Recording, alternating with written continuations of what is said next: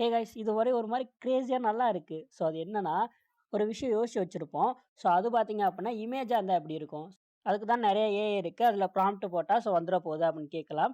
So நெறைய AI website தேடி போணும். ஆனா இப்ப நம்ம Instagramலயே வந்திருக்கு. ஸோ இந்த அப்டேட் எத்தன பேருக்கு வந்திருக்கு கீழ மறக்காம கமெண்ட்ஸ்ல சொல்லுங்க. நான் ஒரு சில விஷயம் ஃபன்னா ட்ரை பண்ணேன். ஸோ அது பார்க்குறதுக்கு முன்னாடி நம்ம சேனலுக்கு யாராச்சும் புதுசா இருந்தீங்க அப்டின்னா மறக்காம சப்ஸ்கிரைப் அண்ட் ஃபாலோ பண்ணிக்கங்க.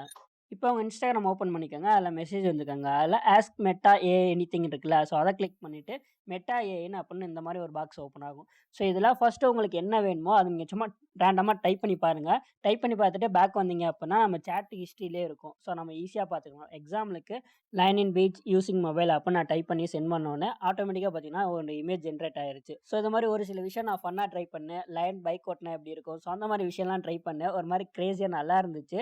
ஸோ அந்த விஷயத்த இப்ப நீங்க பார்க்குறீங்க. அப்ப நம்ம கேர்ள் ஃபிரெண்ட் இமேஜ் கேட்போமா? ஸோ நான் கேட்டிருக்கேன். ஸோ இதுதான் என் கேர்ள் ஃபிரெண்ட்.